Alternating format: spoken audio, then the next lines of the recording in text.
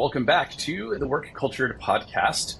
This is the first episode of season 3, and we are lucky to have Jeff Helfgott, who's a multi-unit operator, CEO of Boardroom Styling Lounge, a board member, an investor across a multitude of industries.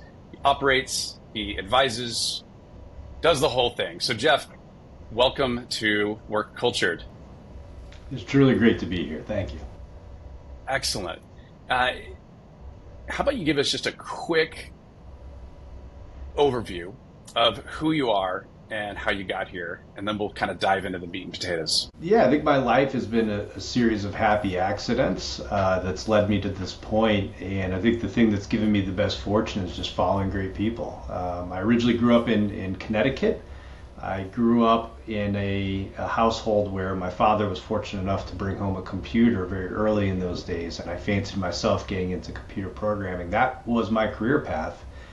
And then I got to college and I took ROTC as an elective just because I saw some people in camouflage rappelling off the side of a building one day, and I thought that looked like fun. And I just fell in love with the program. I thought if the military is filled with people that have this focus on doing great work but having fun while we can, and the same moral compass that I saw in the people in that ROTC program, I thought this is the place for me. So I completely pivoted from an IT career to a military one, and that started me on a path of just following other great people that's led me to this moment. Wow, that is a great journey. Can't wait to dive into that a little bit more. I do want to ask the opening question that we kind of get in front of every guest, which is, what is a mistake that you've made in leadership that you'll never forget? Yeah, it's a good segue of where I kind of lost my North Star there. My first role in a PE-backed company, I was brought on board to be the right hand of a CEO. A founder who had great experience in the industry, but hadn't really scaled the business to the size that we aspired to be. So I was the first employee hired after they had done a deal with a private equity sponsor to grow the business. And the first 6 months or so were absolutely fantastic. I helped really drive focus on the areas of greatest value creation. I was able to bring my skills as a utility player to help out a lot of different areas across the company. And as I demonstrated more competence, I got more responsibility, which is really the dream for someone that loves to run with the ball. And maybe 6 months or so after I got there, the CEO invited me up to his country club for lunch and sat me down and said that he was wondering if he was going to have to fire me. And it was a complete surprise to me. I was completely blindsided by it. In my mind, things were going so well. What he told me was, in my mind, when I was helping other people across the company solve challenges that they were facing, what I was really doing them was making them feel small. These are people who had been working in these departments for a really long time. For some people who were able to be helped by me, it made them feel less than, that someone with as little experience in their area as I had could come in and teach them new ways to do it. It just made them feel like they were not worthy of the seat that they were filling. And for other people who felt like they had a good handle on it, they didn't need my help. They felt like I was kind of stepping on their toes. And the CEO, while he appreciated the value I was helping drive, he valued relationships more than the outcomes, because he knows it takes a team to get to where we wanted to be. And I was horrified when he sat me down and told me that, and really thankful, because that's not the person that I wanted to be. So I had a long weekend to think about the impact I was making. When I came back to work on Monday, I started by apologizing. And I'm very thankful that the team there gave me a second chance to earn my seat. And together over the next 5 years, we did tremendous things. And I never lost that North Star again about we are a business of people, and we will do great things if all the people feel appreciated. Wow, that is an incredible story, and there are so many lessons within.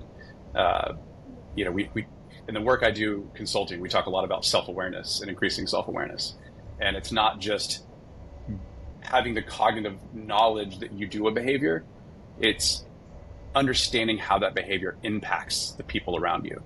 And so it seems you became acutely aware of this element of making people feel small. Like their voice didn't matter. Jeff has the answers. Follow the leader. And as leaders building cultures, we constantly want to empower. And so I love that. Of course, it wasn't intentional, but you got that awareness and you pivoted and you apologized. Which, hey, listeners, apologies are huge. They go a long way. Admitting that we make mistakes is one of the best ways to rebuild trust when it's been eroded. So, man, I commend you for that big time. Thank you for that. And I think you hit on exactly the core theme there about seeking to empower rather than to instruct. And when I had the opportunity many years later to launch a business from scratch, I called it Empower for that very reason. So I'm glad that you hit on that point. That's an important one. Excellent.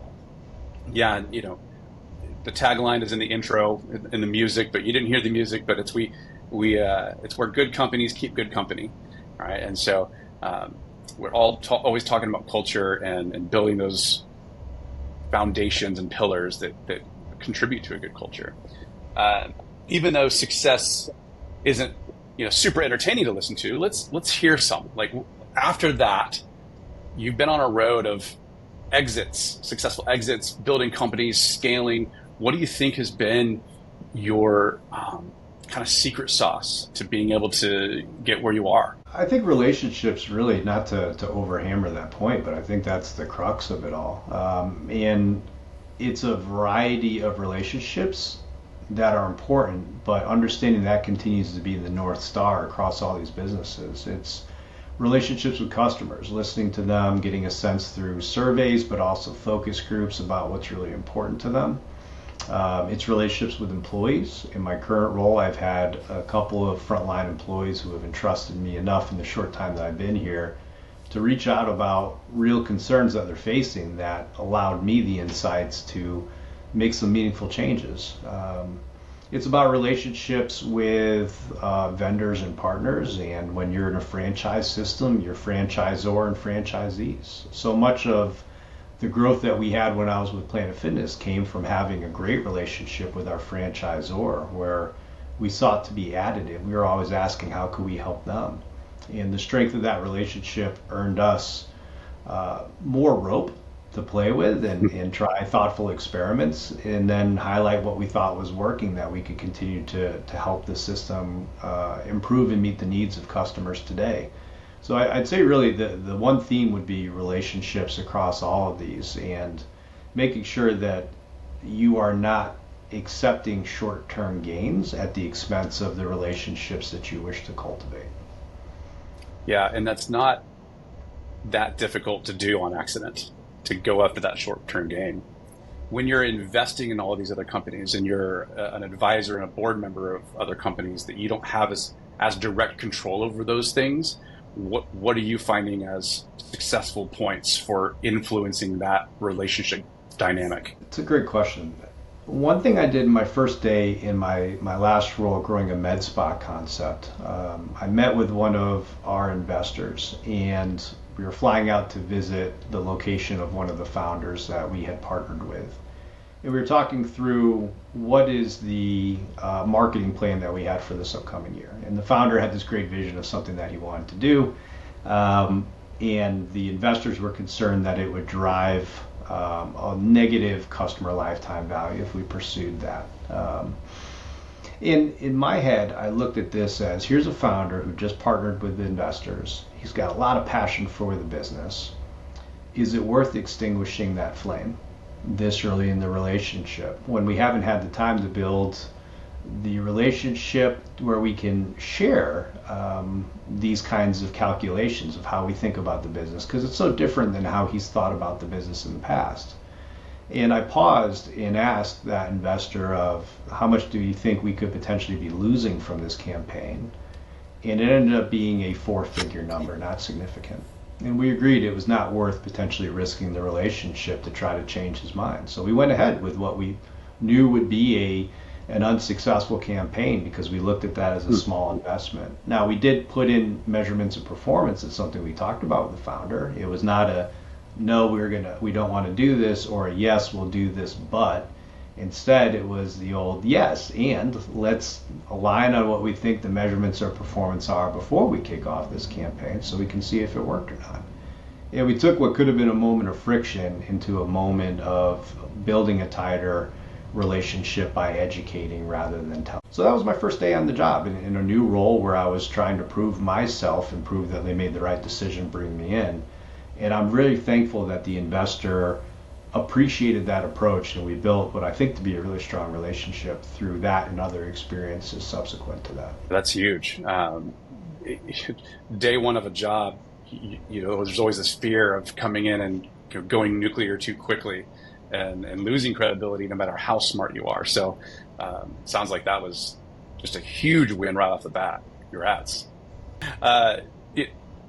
All roads to success involve hurdles. So what's a hurdle or a moment of adversity that you've had to overcome? Yeah, I think there's personal and professional. I think on the professional side, the most challenging one is probably, as many people had, surviving through COVID. That was a really difficult experience, not just because of the economics of it and the ambiguity around the regulations and ambiguity around when we would be able to safely open up to serve our clients, but from a mindset perspective, we were about 6 days away from selling the business that we had when COVID struck. So we went from selling it to saving it within a very short time. And you think about that whiplash where we had people on the team who were starting to think about buying bigger homes, and we're thinking about how can we hit the ground running with the next partner.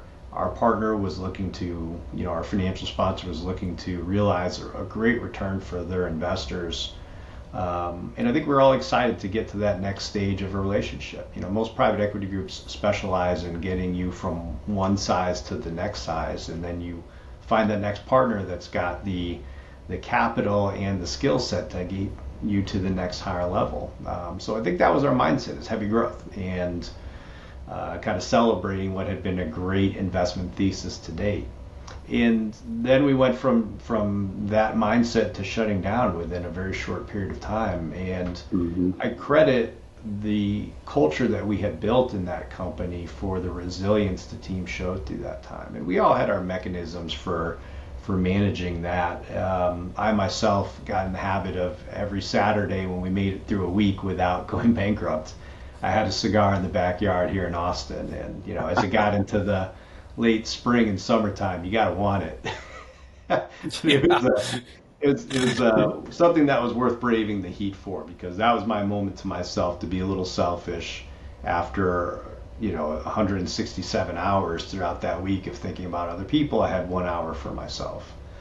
So that was absolutely the most difficult. But when we finally did get through COVID, we were able to retain about 87% of the employees that we had to furlough at the hourly level, which is incredible. Like, many of them had taken other jobs with Uber Eats or delivering for FedEx.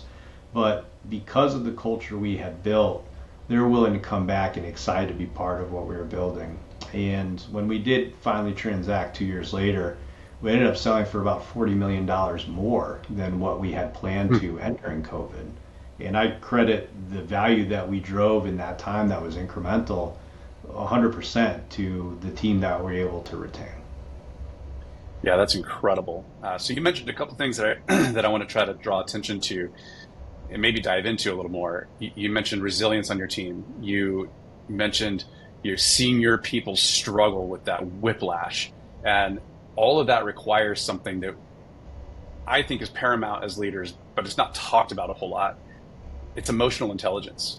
I'm curious, from your point of view, on a scale of 1 to 10, how important would you say emotional intelligence is to the success of a leader?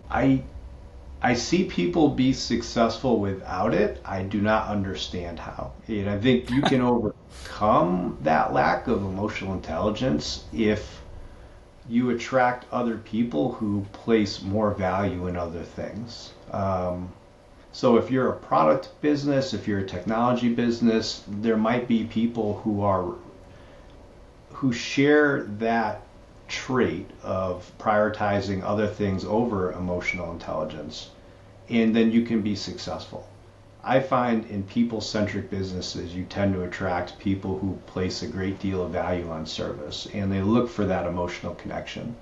And I really have not seen many people be successful in people-centric, people-oriented businesses without, even if it doesn't come naturally to have emotional intelligence, placing a great deal of effort in growing it. And I'll be the first to raise my hand to say it's not something that's come naturally to me. It's something that I've really had to focus on. I grew up in a stoic New England household where I think my wife likes to say I have 500 words that I say throughout the day, and 490 of them come out at work. So it's not my nature, but I've learned how important it is, and I place so much value in being that leader who can offer that to the team that I've really spent a lot of my career focusing on cultivating that more. Yeah, I love that you mentioned it's something that can be built, right? Emotional intelligence is a skill, just the way any other skill that we have in our repertoire, right? EI or EQ is something that you can build upon, and you can start from nothing if you just dedicate yourself and prioritize and say, this is something I care about building in myself or in my team, if your team is open to it. Have you ever done any assessments of EQ or training on EQ within your businesses with your leadership teams? A fair amount of it. And Yeah. it's run the gamut from my first corporate role after the military. I had a uh, great supervisor. Her name's Renee. She's now very high up at Charles Schwab. And she is the person that kicked me out of the nest and said, you are good here, but you could be even better somewhere else. So she took one of her high performing managers and encouraged me to go get my MBA so I could reach my full potential somewhere else. So I place a lot of gratitude in her hands for helping me change the trajectory of my career. She had us take classes with some other executives at USAA, leadership development. And in my mind, that was something that was just kind of table stakes. In the military, you do that all the time. Really, ROTC is an apprenticeship to learn leadership so that when you are in charge of people, you are better prepared for managing the suite of human emotions and how to guide them in some of the most stressful times. So I thought what I got in the military would be a good prerequisite, but what I've come to find is in the corporate world, it just doesn't exist with the same emphasis.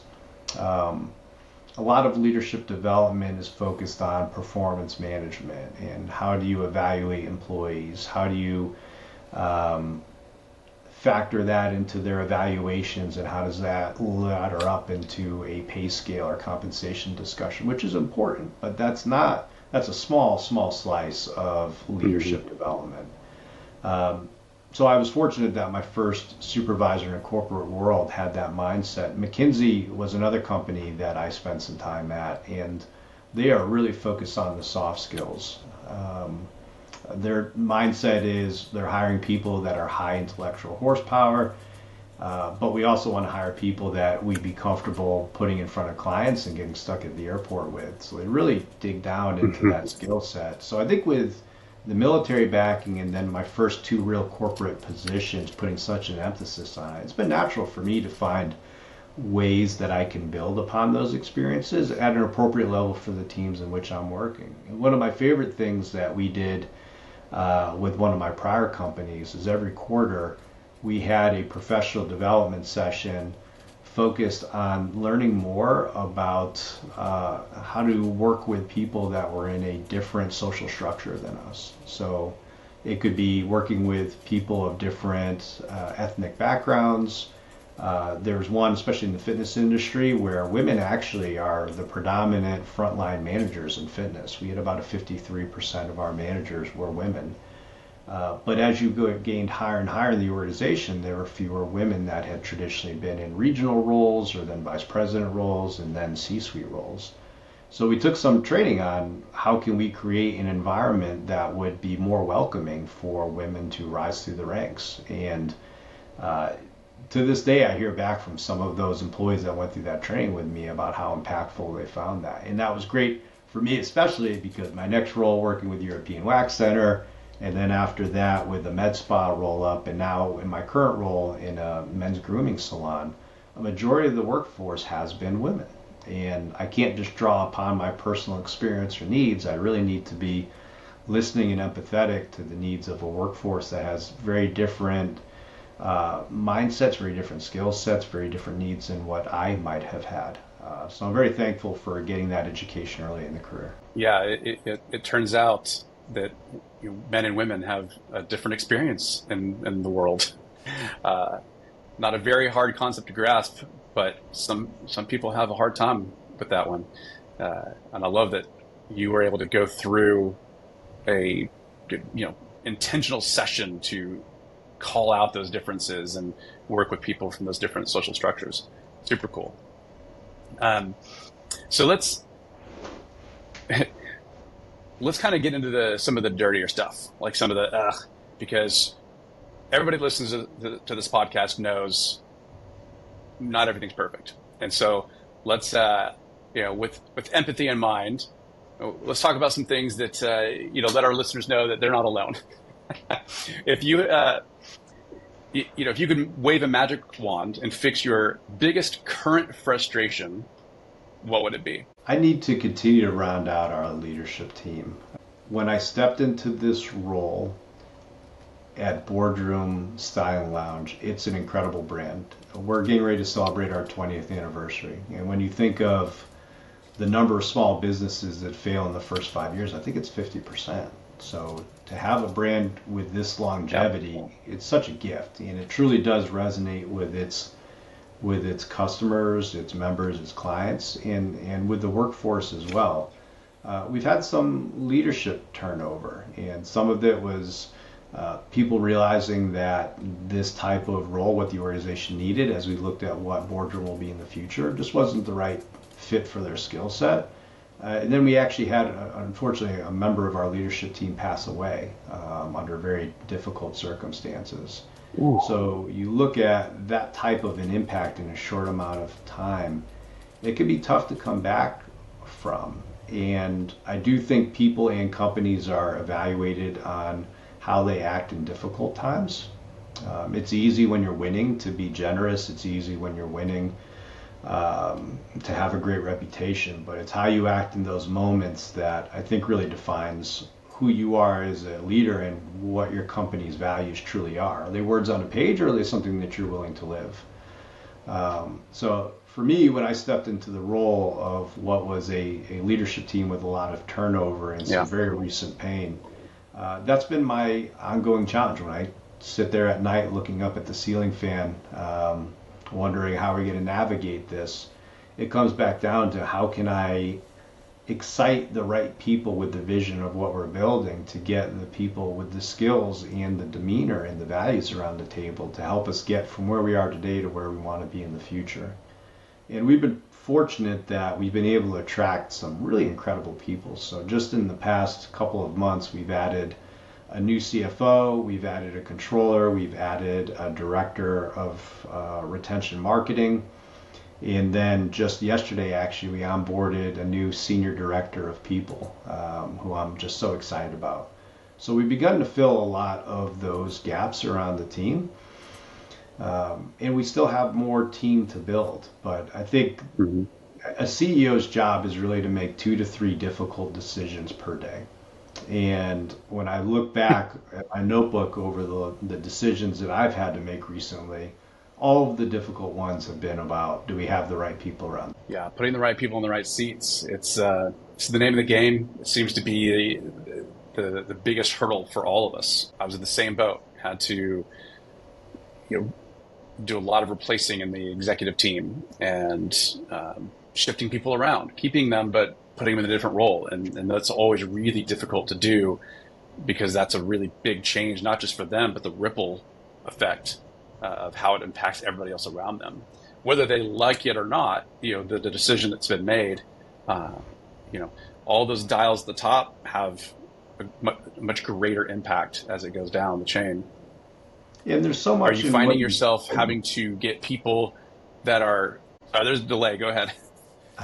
So much of it is what you signal and the people you bring around the table. And especially in a growth phase, or when you're in my seat, when you're new to the role, where you don't have as much of the relationship with the team, or when the direction is changing, as you saw through your rapid growth, the team is looking for signals in who you bring on.